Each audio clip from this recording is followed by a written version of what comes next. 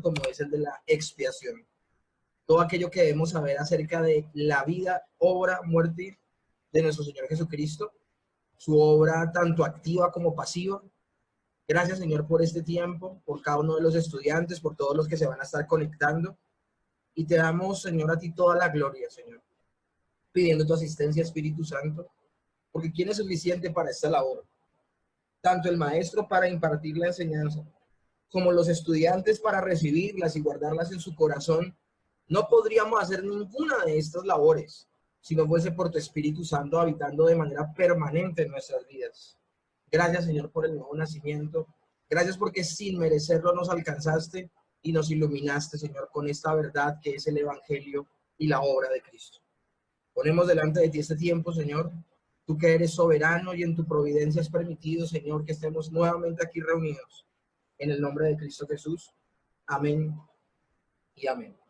Bueno, mis hermanos, en el Seminario Teológico de Gracia Soberana, en nuestra teología sistemática ya vamos por la cuarta materia, que es doctrina de Cristo. Ya hemos visto doctrina de las Escrituras, vimos doctrina de Dios, vimos doctrina del hombre o antropología bíblica, y ahora estamos en este tema maravilloso que es cristología o doctrina de Cristo. Hoy vamos a abordar el segundo gran tema. Las tres clases anteriores, las tres primeras clases de esta nueva materia, abordamos el tema de la personalidad de Cristo. Y abordando ese tema precisamente hablábamos de su naturaleza divina, su naturaleza humana y cómo podían coexistir esas dos naturalezas en la unión hipostática, ese maravilloso milagro que es la persona de nuestro Señor Jesucristo. Finalizando ese primer tema de la persona de Cristo, hoy vamos a abordar el segundo tema, que es la expiación.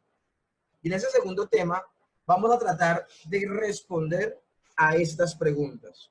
¿Fue necesario que Cristo muriera? ¿Qué sucedió en la expiación puntualmente? ¿Qué errores históricos hay en torno al entendimiento de la expiación?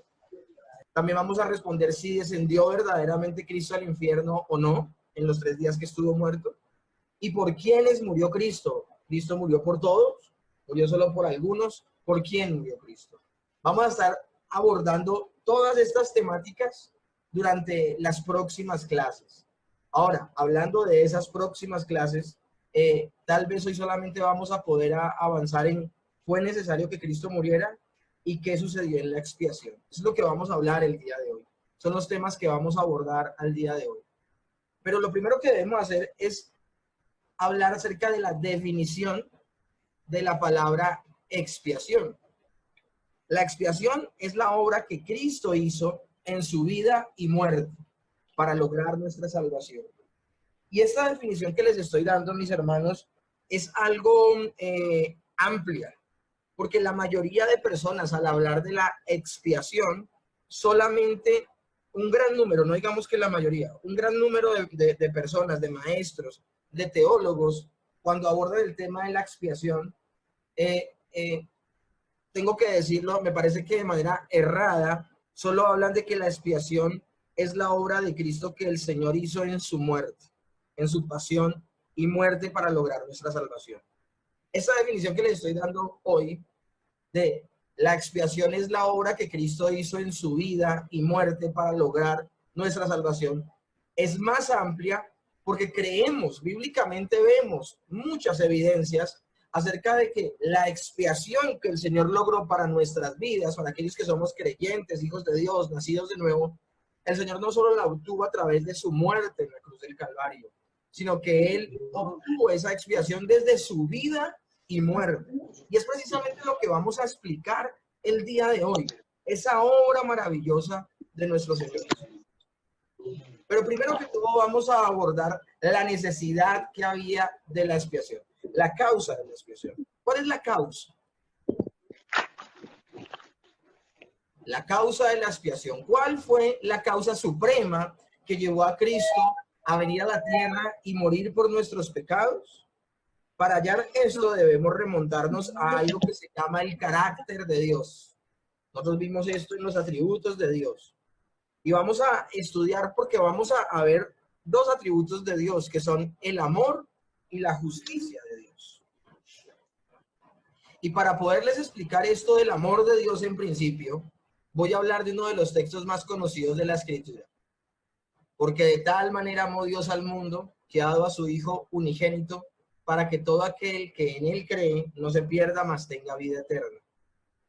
Una de las primeras causas por las cuales el Señor da su vida para poder presentarse como expiación por nosotros es precisamente Él, el objeto o el principio, la fuente de la cual emerge la expiación es el amor mismo de Dios. El amor de Dios como causa de la expiación. Lo vemos en este pasaje de Juan, capítulo 3, verso 16. Pero también la justicia de Dios exigía que Dios hallara la manera de que se pagara la pena que nosotros merecíamos por nuestros pecados. Porque sí, el amor de Dios, de tal manera amó Dios al mundo, es verdad. Pero tampoco Él iba a quedar sin que alguien pagara por el pecado de aquellos que Él decidió amar. Acuérdense que ese término, amar, habla de que el Señor, de manera voluntaria y de manera unilateral, decidió amar a algunas personas. Entonces, la justicia de Dios también exigía que Dios hallara la manera de que se pagara la pena que nosotros merecíamos por nuestros pecados, porque Él no podía aceptarnos en comunión con Él a menos que se pagara por ese castigo. Romanos 3:25 dice, a quien Dios puso como propiciación, hablando de nuestro Señor Jesucristo, a quien Dios puso como propiciación por medio de la fe en su sangre, para manifestar su justicia a causa de haber pasado por alto en su paciencia los pecados pasados, con la mira de manifestar en este tiempo su justicia, a fin de que Él sea el justo y el que justifica al que es de la fe de Jesús. Dios no se puede negar a sí mismo. Y sí, Él decidió amar a algunos de manera unilateral, de manera incondicional. No tuvieron que hacer nada de esas personas que fueron alcanzadas con el amor de Dios. No tuvieron que hacer nada para ser alcanzadas por el amor de Dios. Fue de pura gracia. Pero la gracia alcanza a los que son salvos. Pero la justicia de Dios recae sobre la persona de Cristo porque Él no va a dejar sin castigo el pecado. Vamos a ver más adelante términos como la sustitución y que Jesús tomó nuestro lugar. Y Él toma nuestro lugar para que la justicia de Dios recaiga sobre Él. Entonces, palabras más, palabras menos, cuando hablamos de dónde se origina ese deseo de la expiación, es del amor y de la justicia de Dios. Nosotros no podemos pasar por alto el hecho de que en la cruz convergen dos atributos de Dios tremendos, que son estos, el amor y la justicia. Hay personas que solo se ven tentadas a ver en la cruz el amor de Dios. Y es que Dios amó a todo el mundo y murió por todos, y traeremos respuesta a una de las preguntas que les leí al principio de por quién murió el Señor Jesús, y nos daremos cuenta que no murió por todo el mundo, sino solamente por aquellos que eligió de pura gracia. Pero me llama poderosamente la atención que lastimosamente al interior de la iglesia hay gente que no ha promulgado estas dos facetas de la cruz, tanto el amor como la justicia. Algunos solo se inclinan por el amor y muestran a Dios como un Dios Papá Noel, como un Dios que pasa todo por alto, todo el pecado, y que Él ama. Y como es un Dios de amor, en Él no puede haber ni juicio, ni puede haber ira, ni puede haber nada de esto, ni enojo por el pecado, ni nada. Pero también vemos por otro lado que hay personas que solo exaltan la justicia de Dios, al punto de que exigen a las personas cumplir la ley de Dios a cabalidad, porque si no, no hay aceptación de Dios para nuestras vidas. Pues inclinarnos solo por un lado o solo por otro, estamos mal. En la cruz convergen ambas caras. Vemos el amor de Dios y vemos su justicia. El amor por aquellos que, siendo pecadores, Cristo murió por ellos. Cristo murió por nosotros los creyentes. Pero también la justicia de Dios. Cómo la justicia de Dios cae sobre la persona de Cristo. Entonces, esto es muy importante tenerlo en cuenta. Es muy importante tenerlo en cuenta. Ahora, para poder entender el texto que les leí anteriormente, quiero volver atrás. Este texto de Romanos 3:25, a quien Dios puso como propiciación por medio de la fe en su sangre, de pronto vamos a quedar nosotros como un poquito sanos de lo que significa este texto si no desentrañamos lo que significa el término propiciación, ¿Qué significa que Dios envió a Cristo para que fuese propiciación? La palabra propiciación significa un sacrificio que carga con la ira de Dios a fin de que Dios sea propicio, o en este caso favorable o dispuesto a tener una relación con nosotros. Acuérdense que cuando hablamos de que somos aceptos en el amado, somos aceptos en Dios y podemos clamar a Él, Abba Padre, es que vamos a tener comunión con Dios, pero Dios no puede tener comunión con seres pecadores. Entonces es donde viene la mediación de nuestro Señor Jesucristo, y sobre Él cae la justicia de Dios, y el pago que nosotros debíamos pagar, lo paga el Señor Jesucristo, y de alguna manera su sacrificio hace propicio nuestra relación de comunión con Dios. Es decir, hace favorable o que Dios esté dispuesto para tener una relación y una comunión con nosotros. El Señor envió a Jesús para que fuera un sacrificio que tome sobre sí la ira de Dios, para que Dios sea propicio, es decir, esté favorable, dispuesto para con nosotros. Ese texto de Romanos 3:25 es bien importante que lo tengamos en cuenta durante la clase del día de hoy.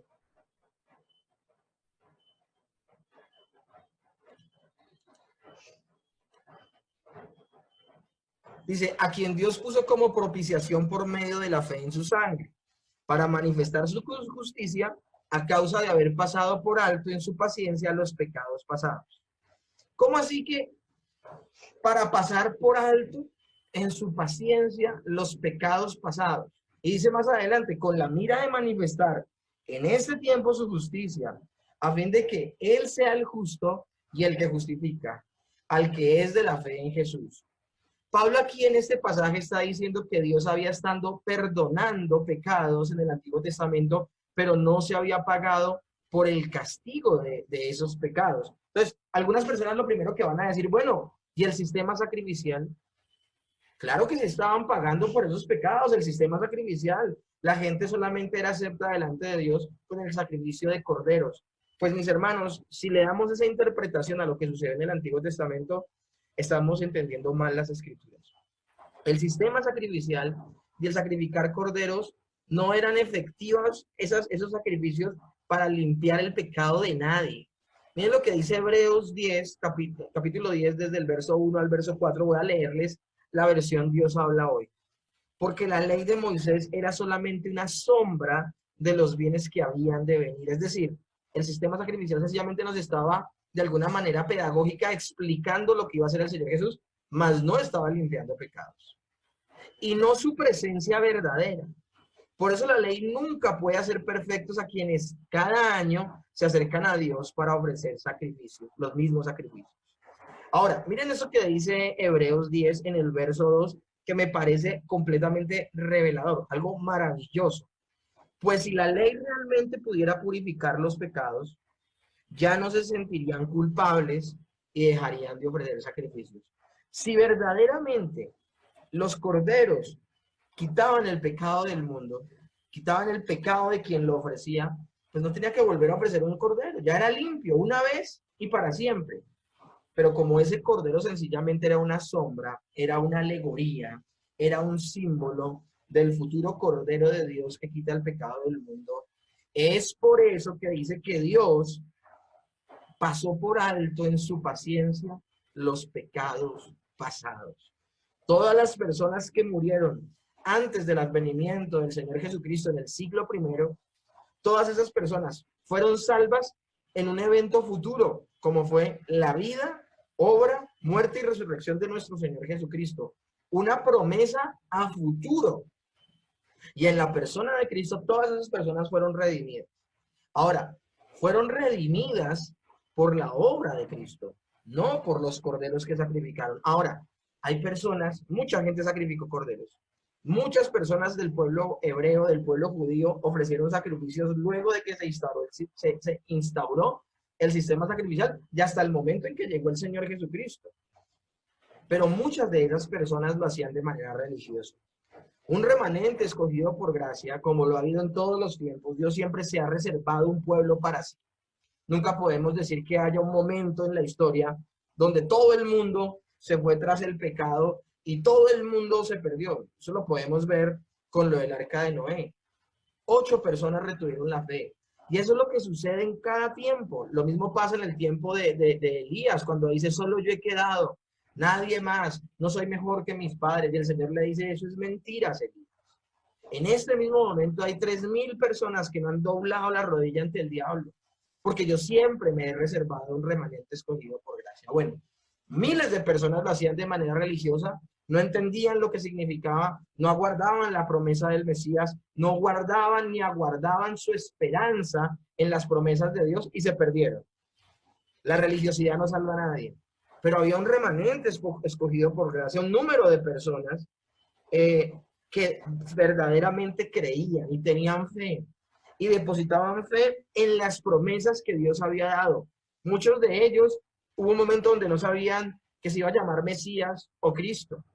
Muchos de ellos en algún momento no supieron que venía de la tribu de Judá. Muchos de ellos en algún momento no supieron que venía del rey David. Muchos de ellos no sabían la promesa de Daniel de que uno con aspecto de hijo de hombre que descendía del cielo iba a salvarlos.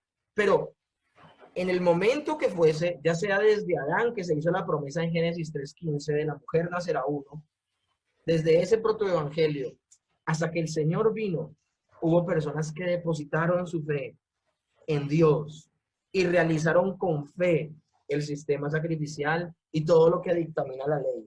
No poniendo su fe en la misma ley, sino poniendo su fe en el Dios que les había dado esa ley, como forma de fe, como forma de fe. Al ellos contemplar su imperfección y que no podían cumplir la ley, corrían al sistema sacrificial. Recuerden, y eso lo hablé, de pronto no lo saben algunos de este seminario, pero lo hablé cuando lo hablé alguna vez con otro grupo de personas en teología pactual. Yo les hablaba, no, y creo que también lo hablamos con los pactos cuando hablamos del pacto mosaico. El Señor le entrega a Moisés tanto la ley como el sistema sacrificial.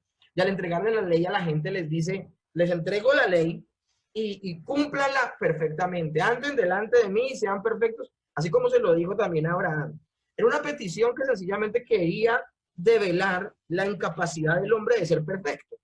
Entonces, cuando las personas veían la ley y veían lo rigurosa de la ley y la incapacidad que tenían de cumplirla, debían correr al sistema sacrificial aguardando ese uno que vendría y cumpliría la ley perfectamente por ellos y moriría por ellos y por todo eso. Esas personas se salvaron no en el rito como tal, sino en lo que significaba o a lo que apuntaba ese rito en particular, que apuntaba ¿a qué? Al Cordero de Dios que quita el pecado del mundo. El amor y la justicia de Dios fueron la suprema causa de la expiación. ¿Cuál de ellos es el más importante? ¿Podemos decir que alguno de ellos es el más importante? Creo que ya tenemos herramientas para decirlo con claridad. No, no hay ninguno más importante que el otro. No es provechoso que preguntemos cuál es el más importante, porque sin el amor de Dios, Él nunca habría dado ningún paso para redimirnos. Y sin la justicia de Dios, no se hubiese cumplido con el requisito específico de que Cristo debía obtener nuestra salvación muriendo por nuestros pecados. El amor y la justicia de Dios son igualmente importantes. Recuerden un principio que aprendimos en Doctrina de Dios con los atributos de nuestro Señor, que no podemos dividir a Dios. Y todos los atributos de Dios están plenamente en Él, en un solo acto. No podemos decir que ninguno de ellos es más importante que otro o que uno está en un mayor porcentaje que el otro. No. Cada atributo de Dios está plenamente presente en la persona de Dios. Ninguno está ausente y ninguno es más importante que el otro. El amor y la justicia de Dios fueron la suprema causa de la expiación. Pero bueno, ¿qué necesidad había de la expiación? ¿Había alguna otra manera de que Dios pudiese salvar a los elegidos sin tener que enviar a su Hijo para que muriera en nuestro lugar? O sea, ¿había otra forma? Antes de responder a esta pregunta, es importante darnos cuenta que no era necesario que Dios salvara a nadie. Segunda de Pedro 2, en el verso 4 dice, porque si Dios no perdonó a los ángeles que pecaron, sino que arrojándolos al infierno los entregó a prisiones de oscuridad para ser reservados al juicio. Ustedes se dan cuenta que en este pasaje habla de que el Señor no creó un plan de salvación para los seres morales llamados ángeles, que cayeron en pecado. Fue un gran número que se fueron con Lucifer. Y no creó un plan de salvación para ellos, sencillamente los dejó en su condición de pecado. Con ese texto nos damos cuenta que Dios también pudo haber escogido con perfecta justicia habernos dejado a nuestro pecado y esperar el castigo. Él pudo haberse mantenido al margen y Él no dejaría de ser menos Dios. En ese sentido, la expiación no era absolutamente necesaria. Podía haber escogido no salvar a nadie, Dios, tal como lo hizo con los ángeles que pecaron, y en ninguna manera su esencia, su ser, sus atributos se arriesgarían. Recuerden que hay un atributo de Dios que Él es trascendente a su creación. La creación no es lo que la creación no hace a Dios lo que es Dios. Dios era, es y será por siempre el mismo, ayer, hoy y por los siglos. Y todos sus atributos están presentes desde antes de la fundación del mundo. Él es Dios, Él es el alfa y la omega, el principio y el fin. Si el Señor se hubiese abstenido de no hacer un plan de salvación para los seres humanos, como no diseñó un plan de salvación para los ángeles, no sería menos Dios que el Dios que tenemos ahora. Entonces, en ese orden de ideas, la expiación no era necesaria, no era absolutamente necesaria. Pero una vez que Dios, en su amor, decide salvar, no había otra manera de hacerlo. Entonces, esto que les estoy diciendo es algo que les he repetido en varias clases, en varios momentos. El que el Señor salvara a los seres humanos hace parte de su voluntad libre. Él no estaba obligado a salvar a las personas. Él no estaba obligado a salvar a las personas. Él lo hizo en su voluntad libre. Él decidió crear un plan de salvación. Ahora, en el momento que Él decide diseñar un plan de salvación, ahí se convierte en absolutamente necesario y no había otra manera que enviar a su Hijo para que se presentara en propiciación por nosotros. Entonces quiero que entiendan una cosa, que el Señor decidiera salvarnos hace parte de su voluntad libre. Pero en el momento que Él decide salvar a algunas personas de la humanidad, se convierte absolutamente necesario que esa salvación venga por medio de nuestro Señor Jesucristo. Mateo capítulo 26, versos 39 dice, yendo un poco adelante, se postró sobre su rostro, orando y diciendo, Padre mío, si es posible, pasa de mí esta copa, pero no sea como yo quiero, sino como tú. Y miren esto tan importante. ¿Qué sucede después de que él hace esa oración? El Señor responde esa oración. El Señor dice algo después de que el Señor Jesús da esa oración. Le dice que varias veces la hace. ¿Qué sucede?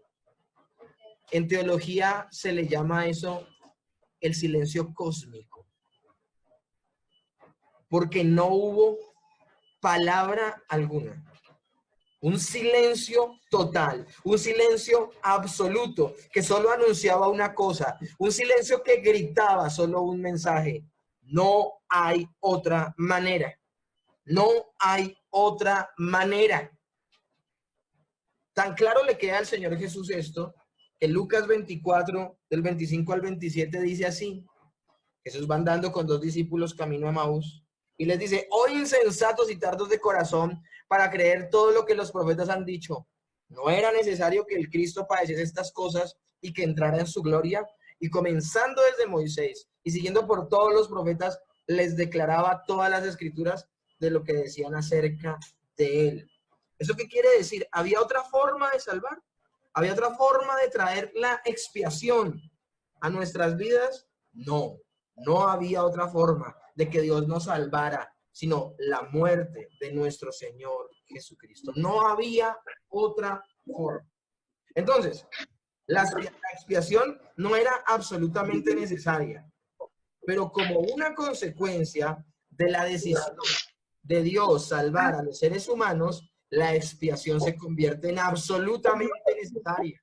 Y a este fenómeno de que la expiación no fuera necesaria, pero una vez que el Señor decidiera salvar, se convierte en absolutamente necesario que el Señor Jesucristo muera para expiar nuestros pecados, se le conoce a este fenómeno como consecuencia de absoluta necesidad de la expiación.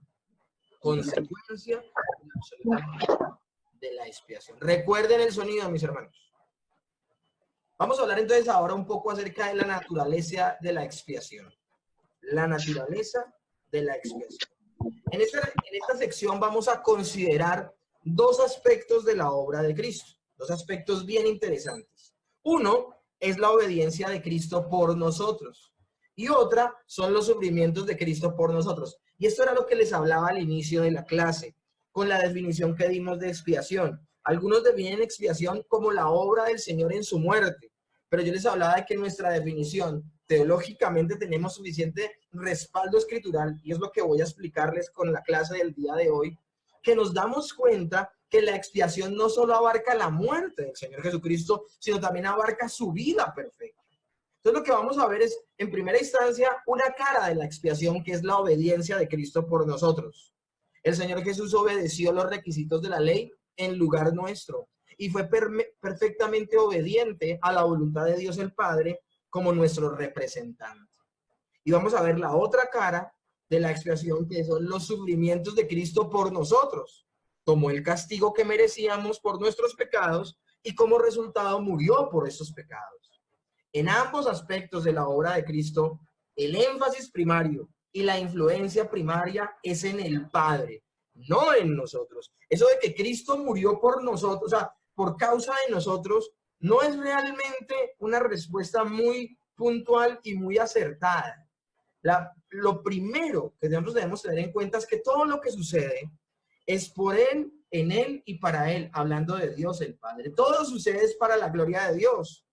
En ambos aspectos de la expiación, la obra de Cristo, Él la realiza no en principio por nosotros, sino que la influencia primaria, el énfasis primario es que Él obedece al Padre, que Él desea de verdad una obediencia perfecta al Padre de ese plan que Él diseñó. La prioridad en este plan ni siquiera somos nosotros. Nosotros somos un efecto secundario. Alguien dirá, eso es muy tenaz lo que está diciendo el pastor. Pues es que nosotros no podemos perder de vista que todo lo que sucede en la creación, todo, absolutamente todo, lo que el Señor decretó en esta creación es para su gloria, para su gloria. Entonces, la expiación se centra en algo que tenía una influencia primaria directamente sobre Dios. Y a eso podemos definirlo como que la expiación es objetiva. No que hay algo que afecte a Dios, sino que Dios lo había decidido. Y de manera secundaria tiene implicaciones para nosotros. O sea, de manera objetiva el Señor realizó todo lo que realizó objetivamente para agradar al Padre. Y de manera secundaria, de manera colateral, nos afecta a nosotros subjetivamente. Y esto es solo a causa de que había sucedido algo definido en las relaciones entre Dios y el Padre y Dios, el Hijo, que aseguraran nuestra salvación. Que aseguraran nuestra salvación. Entonces vamos a hablar de esos dos aspectos. Y acá yo quiero que presten especial atención, porque vamos a explicar precisamente por qué tanto la obediencia de Cristo como su muerte en la cruz del Calvario, estas dos acciones, estos dos ministerios, estos dos momentos de la vida de nuestro Señor Jesucristo tienen que ver con la expiación, componen en general la expiación. Y aquí nos vamos a dar cuenta el grave error que cometemos cuando solo pensamos en la muerte de Cristo como en la expiación. Entonces vamos a hablar primero de la obediencia de Cristo por nosotros. Si Cristo hubiese ganado para nosotros solo el perdón de pecados a causa de su muerte, o sea, porque el perdón de pecados viene producto de su muerte en la cruz, la ira de Dios desciende sobre él y ya no cae sobre nosotros. Si Cristo hubiese ganado por nosotros solamente perdón de pecados, no nos mereceríamos el cielo. No nos mereceríamos el cielo. ¿Por qué? Nosotros tenemos un saldo en contra, tenemos un saldo en rojo. Hablemos en términos de banco. Nosotros tenemos un saldo en contra. Tenemos números rojos. ¿Por qué? Por nuestro pecado, por nuestra maldad. Si Cristo muere en la cruz, pagando el precio de nuestro pecado, ¿saben cómo queda ese saldo en nuestras vidas? Queda en blanco, porque el Señor borra el acta de decretos que nos era contraria, triunfando sobre ellos y clavándolos en la cruz, dice la palabra. Entonces, maravilloso, el Señor murió por nosotros, quedamos un saldo en ceros. El Señor pagó la deuda. Pero en un saldo en ceros, ¿saben en qué condición quedamos? Quedamos en la condición de Adán. Adán antes de que hubiese pecado. Y Adán antes de que hubiese pecado estaba en una condición de prueba donde él tenía que demostrar diariamente con su obediencia que se debía ganar el cielo. O sea, con un saldo en ceros no entramos al cielo. Por eso Cristo tenía que vivir una vida perfecta de obediencia a Dios a fin de ganar justicia para nosotros. Si solamente nos enfocamos en que Jesús pagó por nosotros en su muerte, el saldo queda en ceros, pero no tenemos un saldo suficiente para entrar al cielo. Es precisamente por la obediencia de Cristo en la cruz del Calvario que tenemos un saldo a favor. Y a esto se le conoce como la obediencia activa de nuestro Señor Jesucristo. Desde que nació hasta que murió, nunca pecó. A ese fenómeno de que no haya pecado en la vida de Cristo se llama la impecabilidad de nuestro Señor Jesucristo. Y Él lo hizo, ¿por qué? Porque Él no solamente nos iba a sustituir pagando el precio por nuestro pecado, sino que también nos sustituye para que Él tenga obras perfectas para que podamos entrar en el cielo. Escúchenme bien. ¿Qué demandaba Dios en el pacto de obras? Una obediencia perfecta de Adán. Adán no la tuvo y por eso Él queda en una condición donde aguarda y espera la redención de ese futuro hombre que venga de la mujer que los va a salvar. Entonces, a esto se le conoce como la obediencia activa. Si el Señor no hubiese vivido una vida perfecta, no se nos podría imputar una vida perfecta a nosotros y no podríamos entrar al cielo con ese saldo a favor. Ahora, Filipenses 3:9 dice, y ser hallado en Él, no teniendo mi propia justicia, que es por la ley, sino la que es por la fe de Cristo, la justicia que es de Dios por la fe. Pablo sabe que lo que necesita no es simplemente neutralidad moral, sino una justicia moral positiva. Miren, ustedes leen Filipenses capítulo 3, es algo impresionante. El apóstol Pablo saca todos sus pergaminos de todo lo que él era. Él empieza a decir que él a los 8 días de nacido fue circuncidado, que en cuanto a la ley es un fariseo, que fue educado a los pies de Gamaliel, que era, hasta dice esto, son palabras muy fuertes, dice, en cuanto a la ley, irreprensible, es decir, que él cumplía perfectamente la ley. Ahora, ¿cuál ley cumplía perfectamente? La que los fariseos habían bajado de estándar, habían bajado de nivel para poderla cumplir, que es lo que estamos viendo precisamente, o lo que vimos más bien, los que no lo hayan podido ver, se los recomiendo que vean los videos de los sermones del domingo de la iglesia donde hablamos del Sermón del Monte. Y donde hablamos después del Sermón del Monte, todo esto que el Señor empieza a explicar como de verdaderamente era la ley de Moisés y no como la habían cambiado los fariseos. Los fariseos cambiaron las leyes que Moisés había dicho, las habían acomodado a su favor para que acomodándolas a su favor ellos las pudieran cumplir. Y ahí decir que eran irreprensibles. Entonces, en ese orden de ideas es que Pablo dice que en cuanto a la ley que ellos se han inventado, era irreprensible. Porque Pablo, con la ley perfecta de Dios, no era irreprensible. Sencillamente la ley lo sepultaba. Pero me llama la atención que luego de que Pablo da todos sus panfletos y todos sus pergaminos, todos sus logros, más de un judío que estaba leyendo eso que él dice en Filipenses, y también los griegos y los gentiles que leyeran esto, las cartas eran circulares y no solo lo leyeron en Filipos, sino leyeron todas las iglesias del Señor. Tanto griegos, tanto extranjeros como judíos, cuando leyeran esto dijeran, ¿qué nivel el que tenía Pablo? O sea, si había alguien consagrado a Dios, era Saulo de Tarso. Pero luego dice Pablo, pero ¿cuántas cosas eran para mi ganancia? Y todas las estimo como pérdida, por amor de Dios. Y dice, y las tengo por basura, por estiércol, dice la versión original.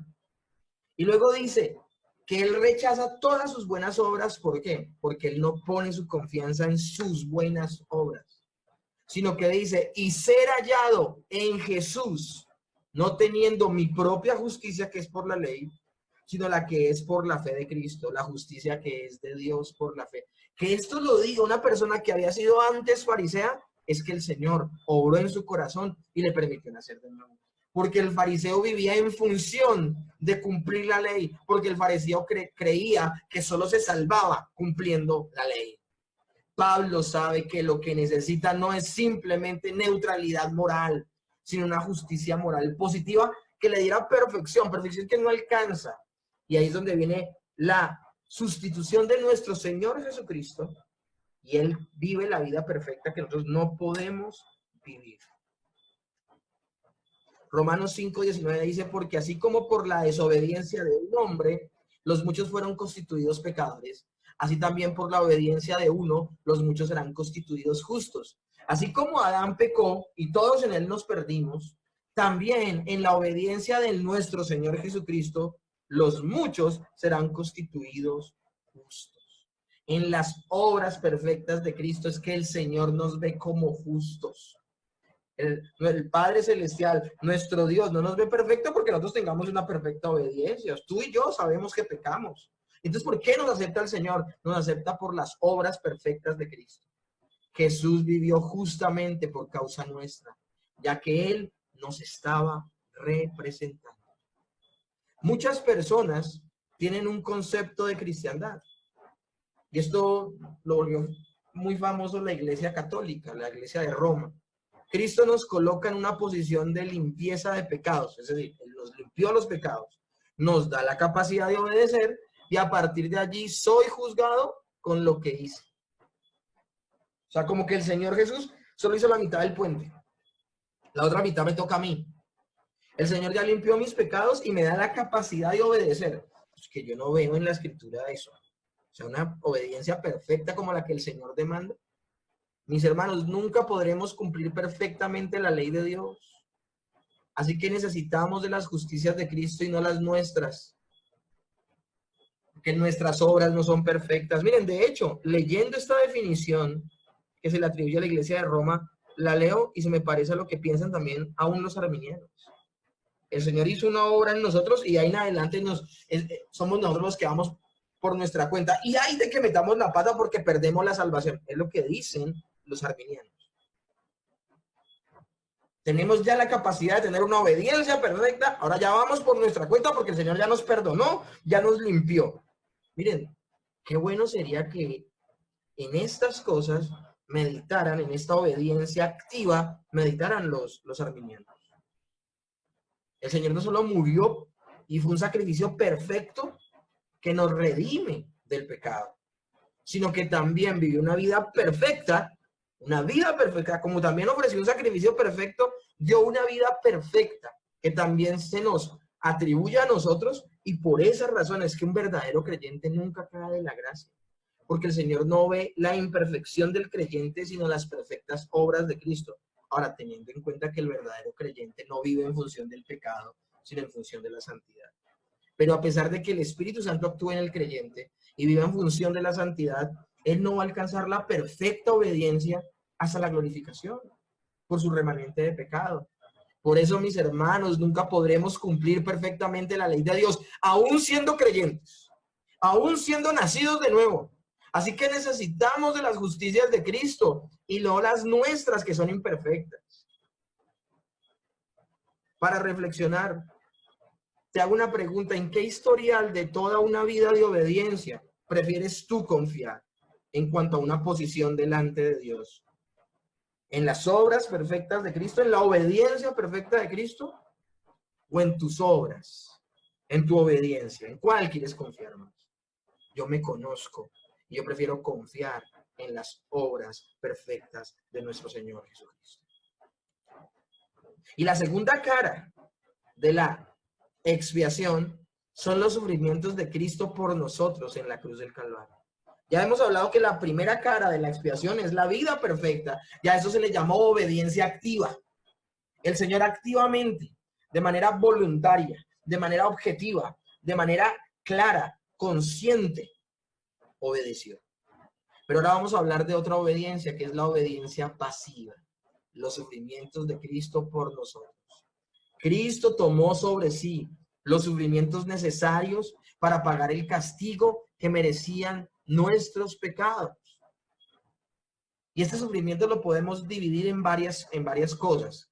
Vamos a nombrar qué cosas, situaciones, circunstancias, momentos causaron sufrimiento, infligieron sufrimiento a nuestro Señor Jesucristo. Primero que todo, sufrimiento durante toda su vida. Toda su vida en un mundo caído involucró sufrimiento. Que el Dios perfecto tome solamente cuerpo de hombre, ya por ahí comenzó el sufrimiento. Toda su vida en un mundo caído involucró sufrimiento. Mateo 4, del verso 1 al 11, está hablando de las tentaciones que tuvo el Señor. Y ahí podemos ver cómo Jesús sufrió en gran manera las tentaciones en el desierto. Hebreos 12:3 dice, considerar aquel que sufrió tal contradicción de pecadores contra sí mismo, para que vuestro ánimo no se canse hasta desmayar. Sufrió en la intensa oposición que enfrentó de parte de los líderes judíos a lo largo de la gran parte de su ministerio terrenal.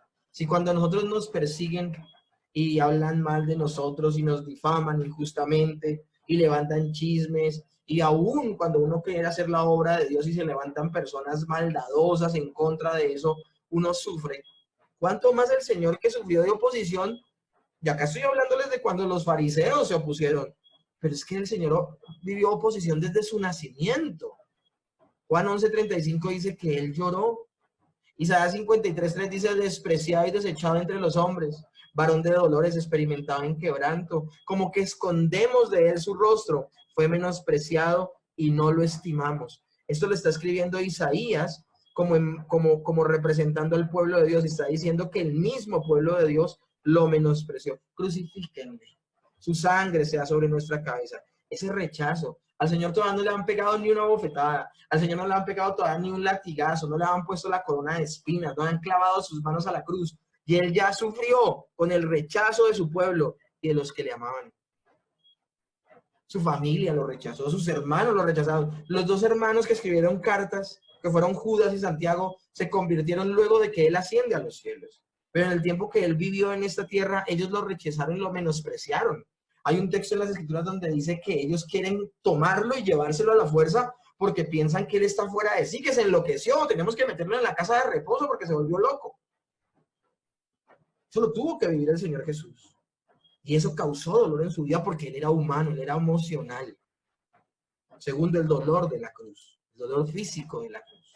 Mateo 26:38 dice, entonces Jesús les dijo, mi alma está muy triste hasta la muerte.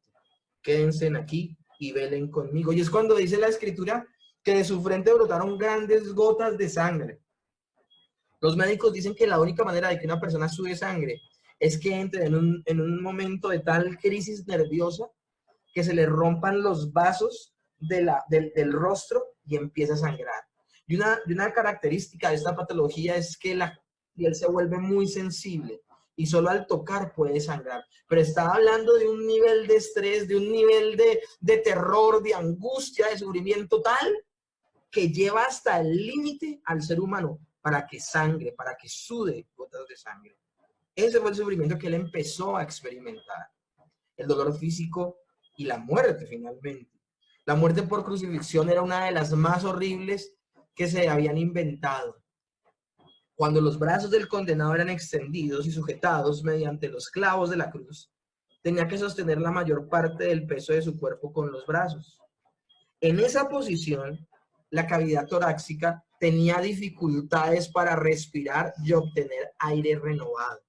Entonces, ¿qué tenía que hacer el reo? Cuando la necesidad de aire de la víctima se había vuelto insoportable, es decir, se estaba ahogando, se estaba asfixiando, tenía que hacer lo posible por levantarse, empujando con sus pies, dando así un apoyo más natural a su cuerpo y aliviando los brazos del peso del cuerpo, y de esa forma podía respirar un poco mejor. Hasta ahí, pues, bien. Pero es que estamos perdiendo de vista algo. Listo, se apoyan en sus pies para poder bajar un poco los brazos, los tiene fijos a la cruz. La persona está desgonzada y eso hace que los brazos estén completamente levantados. Esa posición no permite respirar.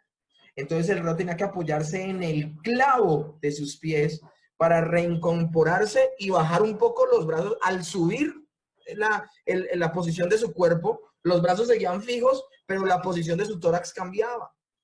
Al esforzarse por levantar el cuerpo apoyándose en los pies, el crucificado podía aliviar la asfixia, pero resultaba en extremo doloroso para él porque implicaba poner toda la presión de su cuerpo sobre el clavo que sujetaba sus pies y doblar los codos y empujar hacia arriba sobre los clavos que le sujetaban las muñecas. La espalda del crucificado, que había sido flagelada repetidas veces mediante los latigazos, se rozaba contra la madera de la cruz con cada movimiento. Y la madera de la cruz no era la madera pulidita y con laca, no.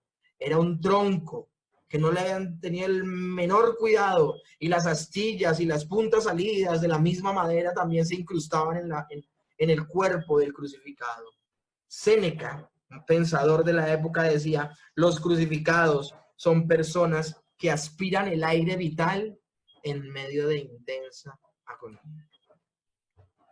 Era por esa razón que cuando se demoraban mucho los reos en morirse, que habían algunos que duraban 2 y hasta 3 días ahí pendientes de una cruz, los dejaban ahí hasta que se murieran. Pero si nosotros leemos el texto donde habla de la muerte de nuestro Señor Jesús, dice que a los 2 ladrones que murieron con él les parten las piernas. Al Señor Jesús no hubo necesidad porque él murió antes. Lo que hicieron fue con la lanza corroborar que estaba muerto, y al salir sangre y agua, una señal de que ya no había más sangre en su cuerpo, corroboraron de que él estaba muerto. Para los otros 2 ladrones, por eso les parten las piernas, porque al partirle las piernas ellos ya no pueden volverse a apoyar en sus pies para respirar.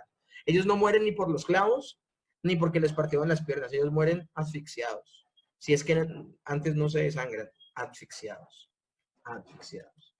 Otro dolor que el Señor llevó fue el dolor. Algunos, que quiero hacer una aclaración antes de dar esta explicación. Algunos dicen que el Señor Jesús en el Getsemaní está tan angustiado porque le tiene miedo a la muerte, le tiene miedo al dolor físico. No fue eso. O sea, sí, y al Señor le dolió, y le dolió mucho.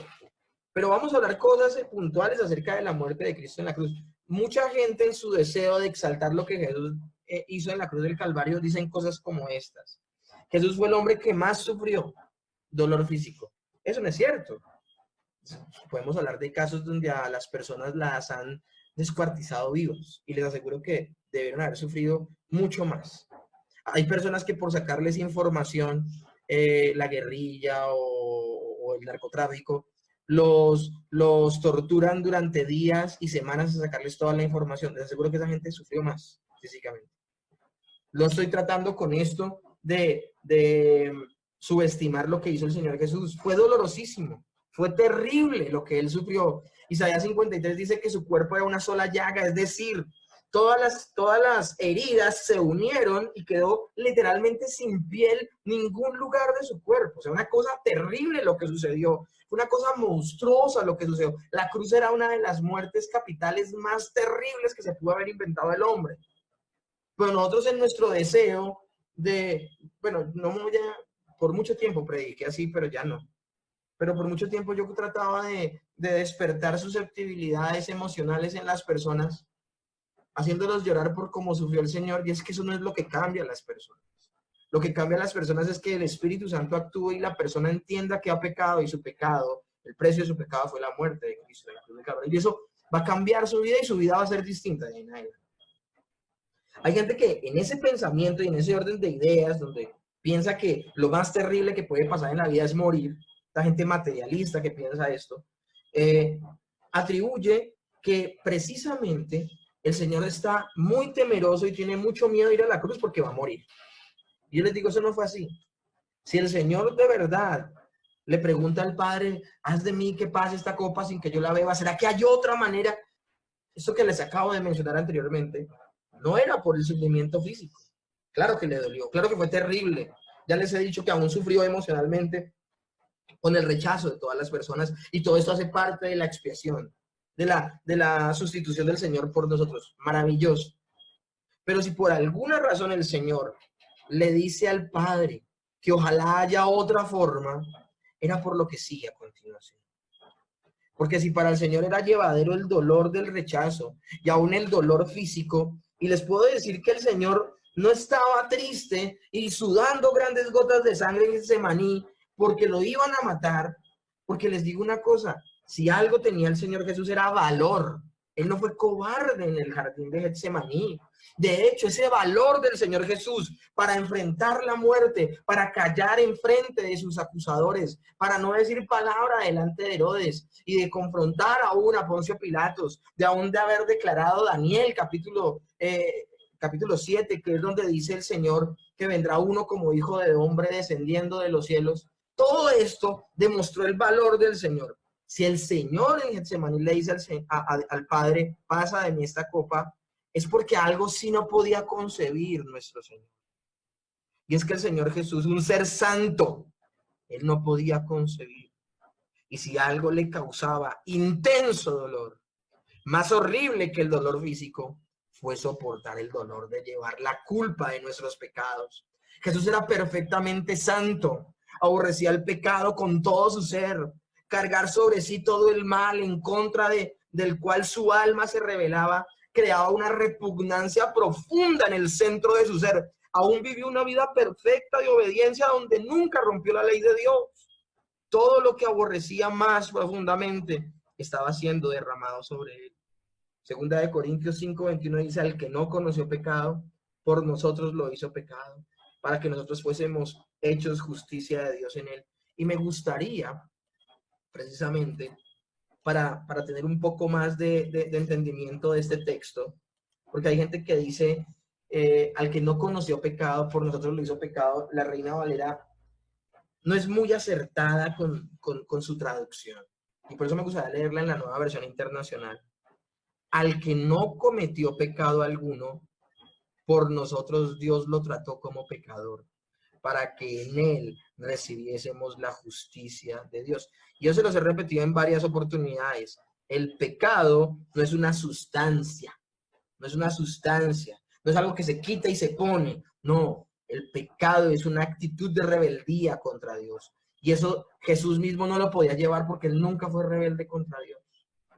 Entonces, por eso me encanta cómo lo transcribe la Nueva Versión Internacional. Al que no cometió pecado alguno, por nosotros Dios lo trató como pecador para que en él recibiésemos la justicia de Dios. Isaías 53:6 dice, mas Jehová cargó en él el pecado de todos nosotros. Ese cargó el pecado de todos nosotros, Dios, significa algo legal. Isaías 53:12 dice, habiendo él llevado el pecado de muchos, llorado por los transgresores. Cuando habla de llevar el pecado, quiero que nos quitemos la idea de que el pecado es como un objeto que se lleva, que se pone, que se quita, que se mezcla. Cuando hablamos de poner, cuando hablamos de que Dios lo trató como pecador, es que Dios imputó nuestros pecados a Cristo. Es decir, declaró nuestros pecados pertenecientes a Cristo. Cristo tomó voluntariamente sobre sí la culpa de nuestros pecados. Dios es la norma suprema de justicia y trata al justo como injusto para tratar a los injustos como justos. Eso es la imputación. Otra manera en que el Señor sufrió fue el abandono. Jesús enfrentó ese dolor.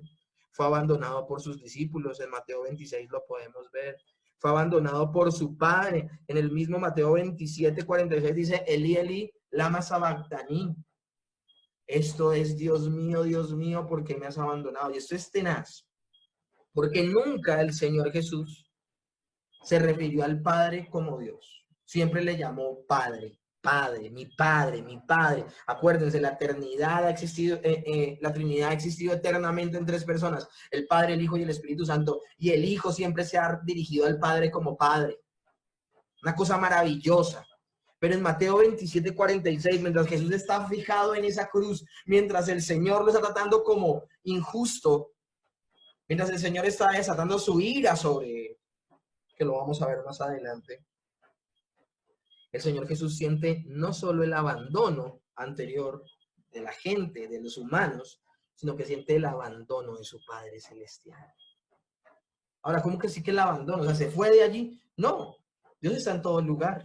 Dios está en el infierno, estamos hablando de la omnipresencia de Dios. O sea, no hay ni un solo lugar en el universo donde no esté Dios. Entonces, ¿cómo que lo abandonó? Pues miremoslo de esta manera. Es como si Dios está presente en la crucifixión. Y mientras Jesús está muriendo en la cruz, el Padre mira hacia otro lado de repugnancia. O sea, así, es que son tratados los pecadores en el infierno. Así trató el Señor, el Padre, a su Hijo. Por eso Él puede decir, como nunca se había referido al Padre, Dios mío, ¿por qué? Porque en ese momento, esa relación eterna de comunión perfecta, al Él estarnos representando, se fracturó, se rompió. Y eso sí que le causaba dolor a nuestro Señor Jesucristo. Finalmente, Él cargó con la ira de Dios. Incluso más difícil que estos tres aspectos de dolor que hemos mencionado, Dios derramó sobre Jesús la furia de su ira. Jesús se convirtió en el objeto del intenso odio por el pecado y de la venganza en contra del pecado que Dios había acumulado pacientemente desde el comienzo del mundo. Acuérdense que les acabo de leer al principio de la clase donde dice que el Señor aguardó en su paciencia, pasando por alto los pecados del mundo antiguo. ¿Refiriéndose a quiénes? A los creyentes del Antiguo Testamento. ¿Por qué pasó por alto eso? En la persona de Cristo. Su ira, la ira por esos pecados, se iba a desatar en la persona de nuestro Señor Jesucristo. Romanos 3:25 dice, a quien Dios puso como propiciación, vuelvo y leo, por medio de la fe en su sangre, para manifestar su justicia a causa de haber pasado por alto en su paciencia los pecados pasados. Propiciación, vuelvo y le repito, sacrificio que quita la ira de Dios y por ello vuelve a Dios propicio, es decir, favorable hacia nosotros. Dios ya no tiene ira con los creyentes, porque su ira se desató en la persona de Cristo. Solo hay aceptación, solo hay favor, solo hay gracia. Después de horas de soportar la intensa ira de Dios, el Señor sabía que la ira de Dios se había aplacado y el terrible peso de pecado se había aliviado. Ahora solo quedaba entregar su vida en las manos del Padre y morir. Esto es maravilloso. Les acabo de leer que el Señor Jesús dice, Dios mío, ¿por qué me has abandonado? Y tiempo después el Señor Jesús dice, cuando Jesús hubo tomado el vinagre, dijo, consumado es. Y habiendo inclinado la cabeza, entregó su espíritu. Lucas 23:46 dice que antes de entregar su espíritu, dijo, Padre, en tus manos encomiendo mi espíritu. Es decir, que desde que dice, Dios mío, ¿por qué me has abandonado? Hasta que entrega su espíritu, ya vuelve a orar como, otra vez como Dios mío, no, vuelve a orar y a decirle Padre. ¿Cómo murió Jesús? ¿Murió bajo la ira de Dios o murió reconciliado con el Padre? Estas palabras son muy dicientes y nos dejan ver que Él murió reconciliado. Dios el Padre vio el fruto de su aflicción y quedó satisfecho. ¿De dónde sacas eso? De Isaías 53, verso 11. Verá el fruto de la aflicción de su alma y quedará satisfecho. Por su conocimiento justificará a mi siervo justo a muchos y llevará las iniquidades de ellos. Este pasaje es maravilloso. ¿Y cuántas veces lo pasamos por alto? Está hablando de que el Padre quedó satisfecho con el perfecto sacrificio de nuestro Señor Jesucristo y que precisamente por ese sacrificio el siervo de Dios justificará a los creyentes, llevando las iniquidades de ellos. Gloria a Dios. Gloria a Dios. Un entendimiento más completo de la muerte de Cristo sería bueno tener en este momento. Primero que todo, tengamos en cuenta que el castigo lo impuso Dios el Padre. Era la justicia de Dios la que exigía que se pagara por el pecado. Y entre los miembros de la Trinidad era la función del Padre requerir ese pago. Dios el Padre demanda ese pago. Al que no cometió pecado alguno, Cristo por nosotros lo trató como pecador para que en él recibiésemos la justicia de Dios. El Señor hizo recaer sobre él la iniquidad de todos nosotros, según Isaías 53. El Señor quiso quebrantarlo y hacerlo sufrir, y como él ofreció su vida en expiación. Esto es maravilloso. Y eso se los he explicado a ustedes varias veces, mis hermanos, pero en este momento qué bello sería hacerlo nuevamente. A todos los seres humanos les va a tomar toda la eternidad pagar por sus propios pecados. Y aún toda la eternidad no será suficiente, se quedarán eternamente tratando de pagar los pecados. Y tratando en vano de pagar sus pecados, porque aunque va a ser eternamente, la deuda es infinita. Y un ser finito como el ser humano no puede pagar una deuda infinita. Entonces los seres humanos que mueran sin haber depositado su confianza en Jesús, el Hijo de Dios, morirán y pagarán por sus pecados eternamente, infructuosamente, porque nunca terminarán de pagar por sus pecados, porque la deuda es infinita, porque pecaron contra un Dios infinito. Pero todo lo contrario sucedió con nuestro Señor Jesús. Nos podía representar porque es hombre. Nos podía representar porque era absolutamente hombre. Maravilloso. Pero podía pagar completamente la deuda porque Él es Dios y es un ser infinito. Y un ser infinito puede pagar una deuda infinita.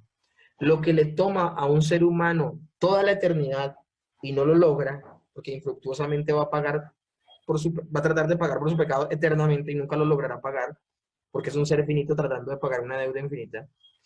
Pero el Señor Jesús, por ser un ser infinito, por ser Dios mismo, por tener esa parte divina, en esa maravillosa unión hipostática, como hombre nos representa, pero como Dios, en su divinidad, solo le tomó un poco tiempo pagar completamente la deuda. Por eso él puede decir, Padre, en tus manos encomiendo mi espíritu, porque pagó completamente la deuda. Por eso puede decir, consumado es.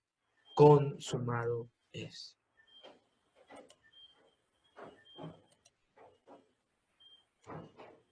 Jesús pudo cargar con la ira de Dios en contra de nuestro pecado y hacerlo hasta el final. Ningún ser humano hubiese podido hacer esto, pero jamás. Pero en virtud de la unión de la naturaleza divina y la humana en sí mismo, Jesús pudo sufrir la ira de Dios en contra de los pecados y hacerla hasta su fin, hasta que su ira fue aplacada. Verá el fruto de su aflicción de su alma y quedará satisfecho. Todo se ha cumplido. Y dice Romanos 8:1, no hay condenación para los que están unidos en Cristo Jesús, porque el Señor pagó completa y absolutamente la deuda. Hebreos 9:24 en adelante dice, porque no entró Cristo en el santuario hecho de manos, figura del verdadero, sino en el cielo mismo, para presentarse ahora por todos nosotros ante Dios, y no para ofrecerse muchas veces, como entra el sumo sacerdote en el lugar santísimo cada año con sangre ajena. De otra manera le hubiese sido necesario padecer muchas veces desde el principio del mundo. Pero ahora, en la consumación de los siglos, se presentó una vez y para siempre, por el sacrificio de sí mismo, para quitar de en medio el pecado. Y de la manera que está establecido para los hombres que mueran solo una vez y después de esto el juicio, así también Cristo fue ofrecido una sola vez para llevar los pecados de muchos. Y aparecerá por segunda vez, sin relación con el pecado, para salvar a los que le esperan. Es un gran resumen maravilloso de lo que hizo el Señor. Ahora vamos a ver un tercer punto, la muerte de Cristo como sustitución penal. La muerte de Cristo fue penal en el sentido que Él pagó una pena cuando murió. Su muerte fue también una sustitución en el sentido que Él tomó nuestro lugar cuando murió. La sustitución penal era lo que hablábamos ahorita con el término propiciación, cuando hablábamos de que Él toma el lugar. Y miren, me llama la atención lo que dice precisamente 2 Corintios 5, que hablábamos de que Él, la sustancia del pecado no llegó a Él, sino que Él nos representó. Y la condena que nosotros merecíamos, Él la pagó. Es que estamos hablando solo de términos penales. Por eso el término imputar. Al Señor se le imputaron nuestros pecados legalmente y por eso fue considerado como un pecador y recibió el castigo de un pecador. Y a nosotros nos son imputadas las obras perfectas de Cristo y por eso somos tratados como santos, como Él es santo. A este concepto de la expiación a veces se le llama la teoría de la expiación vicaria. Cuando hablamos de que el Señor es su muerte vicaria, estamos hablando de su muerte sustitutiva. Eso significa vicario, sustitutivo. Términos del Nuevo Testamento que son importantísimos que yo conozca para describir los diferentes aspectos de la expiación. Esto es maravilloso y quiero que presten atención. La obra expiatoria de Cristo es un evento que tiene varios efectos en nosotros. El Nuevo Testamento utiliza 4 palabras para describirlos. Los 4 términos muestran cómo la muerte de Cristo satisface las 4 necesidades que tenemos como pecadores. Primero, merecemos morir como castigo por el pecado. Pero ¿qué va a pasar? El Señor se sacrificó por nosotros. Merecemos recibir la ira de Dios contra el pecado, pero el Señor fue propicio para que nosotros pudiésemos tener una relación con el Padre. Nuestros pecados nos separan de Dios, pero en la persona de Cristo somos reconciliados. Y estamos en esclavitud. El pecado nos hace esclavos, pero por la muerte de Cristo somos redimidos del pecado. Pero vamos a ver los términos de manera más exacta. Sacrificio. Significa que Cristo murió por nosotros para pagar la pena de muerte que nosotros merecíamos por nuestros pecados. Hebreos 9:26 dice, de otra manera, le hubiese sido necesario padecer muchas veces desde el principio del mundo. Pero ahora, en la consumación de los siglos, se presentó una vez y para siempre, por el sacrificio mismo de sí mismo, para quitar de en medio el pecado. El término propiciación, ya se los he dicho varias veces el día de hoy, es ese acto del Señor que permite que tengamos una relación propicia con el Padre porque Él calma la ira de Dios. Primera de Juan 4:10 dice, en esto consiste el amor, no en que nosotros hayamos amado a Dios, sino que Él nos amó a nosotros y envió a su Hijo en propiciación por nuestros pecados. Sin la persona de Cristo, mis hermanos, estamos perdidos. Tú tienes una relación actualmente con Dios, tú tienes una relación de comunión, tú te puedes presentar confiadamente ante el trono de la gracia. Él, por el velo de su carne, nos abrió paso y acceso al trono de la gracia. Pero si nosotros de esta ecuación en la cual estás tú, el Padre, se quita a Cristo, si tú directamente te presentas delante de Dios el Padre sin la mediación de Cristo, solamente la ira de Dios recaería sobre ti. Por eso en nuestra relación con Dios no hay lugar si no está la mediación de nuestro Señor Jesucristo. Tercero, reconciliación. Nosotros éramos enemigos de Dios, por eso el apóstol Pablo en Efesios capítulo 2 dice que por naturaleza éramos hijos de ira, lo mismo que los demás. Nosotros somos por naturaleza hijos de ira, merecíamos la ira de Dios, habíamos levantado el puño y estábamos en guerra contra Dios por nuestro propio pecado. Pero en la persona de Cristo somos reconciliados. Viene la paz de Dios sobre nuestras vidas. Segunda de Corintios 5:18-19 dice, y todo esto proviene de Dios, quien nos reconcilió consigo mismo por Cristo y nos dio el ministerio de la reconciliación. Que Dios estaba en Cristo reconciliando consigo al mundo, no tomándoles en cuenta a los hombres sus pecados, y nos encargó a nosotros la palabra de la reconciliación. Y finalmente la redención. Cuando hablamos de redención, la idea de rescate viene a la mente. Un rescate es el precio que se paga para redimir a alguien de la esclavitud o cautividad. Marcos 10:45 dice, porque el Hijo del Hombre no vino a ser servido, sino para servir y para dar su vida en rescate, es decir, en redención por muchos. Un rescate es el precio que se paga para redimir a alguien de la esclavitud o cautiverio, vuelvo y le repito.